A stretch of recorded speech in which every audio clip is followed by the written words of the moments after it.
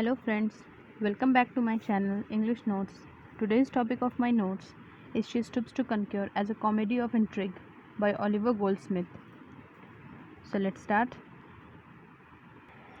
She Stoops to Conquer by Oliver Goldsmith is a splendid comedy of intrigue. In such a comedy, there are plots, designs, contrivances, even conspiracies of one character or a group of characters against the others.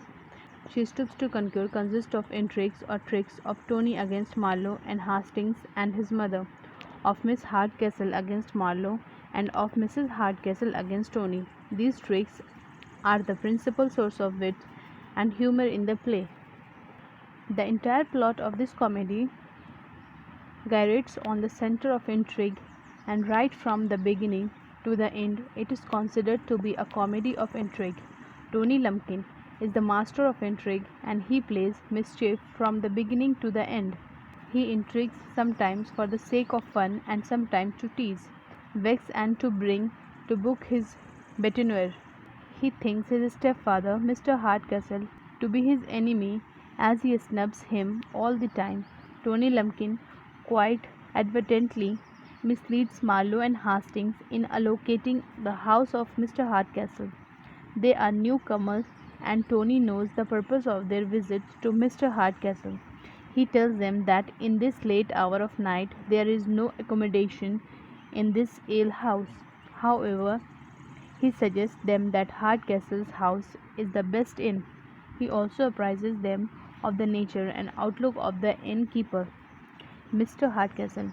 Tony Lumpkin misinformed them with the sole purpose of intriguing them.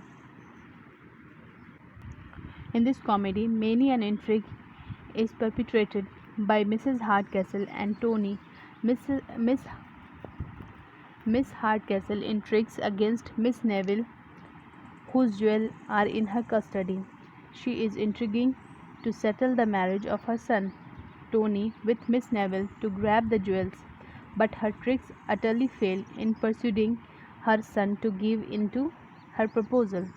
Her tricks have smells of avarice and greediness. She fails to meet Tony in her stratagem. Tony, on the other hand, is in love with Bed Bouncer and succeeds in making her in his lifelong partner. In fact, She Stoops to Conquer is surfeited with the intrigues of Tony. Although he is not literate, yet his presence of mind, his potentiality of scheming intrigues are excellent. His another significant intrigue is the stealing of the casket of jewels from Mrs. Hardcastle. Tony's master intrigue is noticeable at the closing of the play when he takes his mother to a drive in the night round and round in the garden. Tony does this with the sole purpose of creating shock and awe. Miss Hardcastle also plays intrigue in order to woo the love of Marlowe.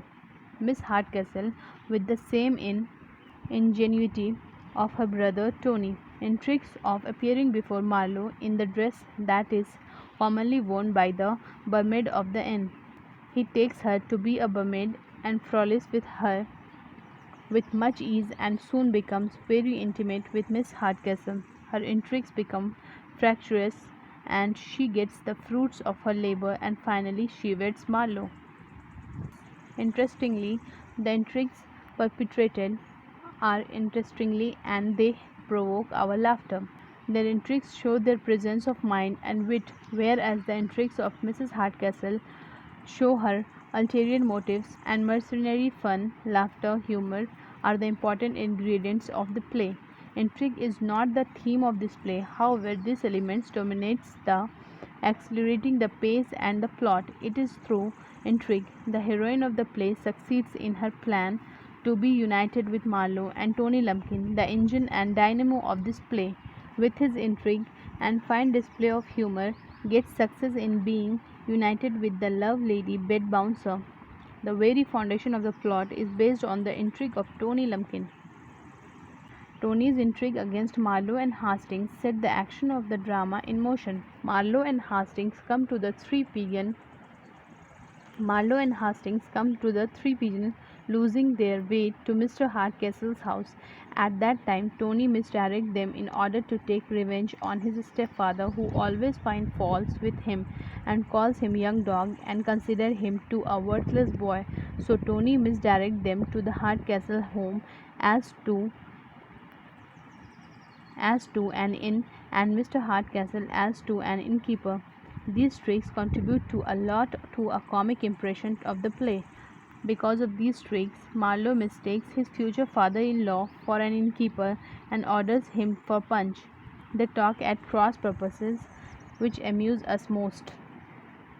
Miss Hardcastle's trick upon Marlowe constitute the central episode of the play and bring about the happy ending of the main plot. In their first interview, Marlowe does not look at her face, so she decides to play the mermaid in order to win his heart. When she appears before him in plain dress, Marlowe mistakes her for a mermaid, looks at her face and tries to plan a kiss on her lips. Thus she captivates his heart by stooping to the level of a mermaid.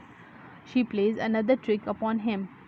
When he asks her if she is a mermaid, she tells him that she is a poor relation of the family. Her tricks upon him are changed with irony. The tricks of Tony and Miss Neville upon Mrs. Hardcastle is another amusing scene of the play. Tony is the son of Mrs. Hardcastle by her first husband. Miss Neville is an orphan who lives with her aunt, Mrs. Hardcastle. Mrs. Hardcastle wants his son to marry Miss Neville in order to retain her fortune in the family. But Tony does not like Miss Neville because his heart is focused on a country girl, bed bouncer. Miss Neville, on the other hand, is in love with Hastings, but they pretend to make love each other with a view to satisfying Mrs. Hardcastle. Tony again intrigues against his mother in order to help Hastings and Miss Neville to be united in wedlock.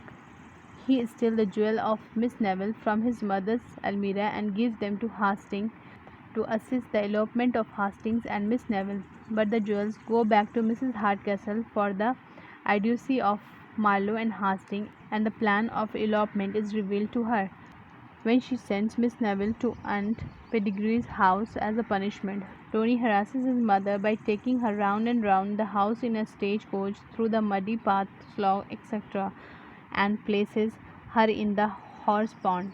She comes out of the pond being drenched. She is so frightened that when she mistakes her own husband for a Hemingwayman and kneels down at his feet to spare her son's life, this scene is highly comical. Hastings and Miss Neville intrigue against Marlowe by not telling him that the house to which they have come is Mr. Hardcastle's and the owner of the house is not an innkeeper. Tony is himself intrigued by his mother and stepfather, who keep him under the illusion that he has not yet come of age, though he attained maturity 3 months earlier. When this trick is exposed, Tony declares that Miss Neville is free to marry anybody she likes. This declaration entitles her to marry Hastings with her fortune. As a result, the play ends happily, and it makes for the totally of comic impression in the play. Thus, She Stoops to Conquer is a great comedy of intrigues and counter-intrigues, which are charged with irony and which enhance a lot the entertainment value of the comedy. So friends, this is my notes on She Stoops to Conquer as a comedy of intrigue. I hope you understand easily. If you like this video, please give it a thumbs up, share, comment and subscribe. And please press the bell icon for new video notification. Thank you.